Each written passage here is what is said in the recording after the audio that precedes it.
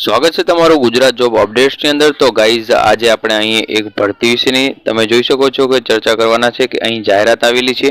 તો જાહેરાતમાં જુઓ કે ગુજરાત રાજ્ય માધ્યમિક અને ઉચ્ચતર માધ્યમિક શૈક્ષણિક સ્ટાફ માટે ભરતી માટેની પસંદગી સમિતિએ આપેલી છે।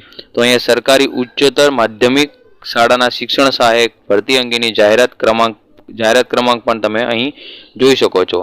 તો અહીંયા ઉચ્ચતર માધ્યમિકની અંદર તમારે અહીં આ જાણીને બહુ ખુશીના સમાચાર છે આ, કારણ કે ક્યારની ભરતી અટકી રહી હતી તો ભરતીનો આખરે ફેસલો આવી ગયો।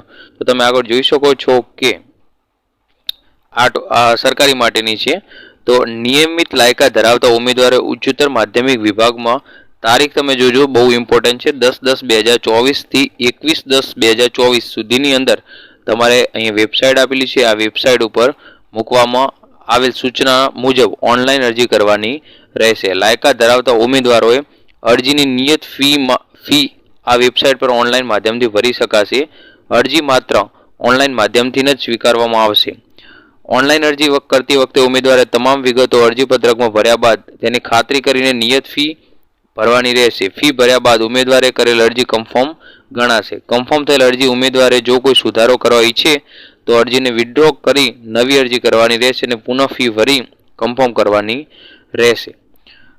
નિયત સમય મર્યાદામાં ફી ભરેલ નહીં હોય તો અરજી સ્વીકારવામાં આવશે નહીં। તો આ એક થોડાક નિયમો હોય, પણ અહીંયા મેન સૌથી વધારે ઇમ્પોર્ટન્ટ તારીખ છે।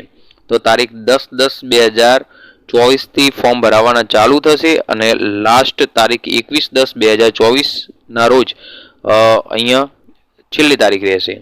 તો કેટલી જગ્યાઓ છે તો એના વિશે જોઈએ તો તમે જોઈ શકો છો કે અહીંયા અંદાજિત આ જગ્યા આપેલી છે કે ગુજરાતી માધ્યમ માટે સરકારી શાળામાં ટોટલ 1603 જગ્યાઓ છે અને અંગ્રેજી માધ્યમ માટે 5, એમ ટોટલ 1608 ટોટલ જગ્યાઓ છે।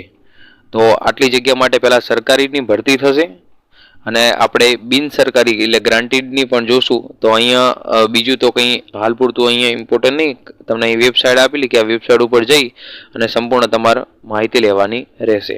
હવે જોઈએ આપણે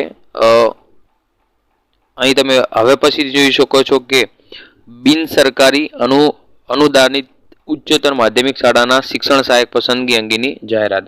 તો અહીં બિન સરકારી મતલબ કે ગ્રાન્ટેડ શાળાની અંદર તમે જોઈ શકો છો એ મુજબ તો ગ્રાન્ટેડ અહીં જો નિયમો અહીં અરજી કરવા માટેની સમય મર્યાદા અને જે નિયમો હોય એ જે આપણે આગળ જોયા એ પ્રમાણે અહીંયા સેમ રહેશે, સેમ નિયમો રહેશે।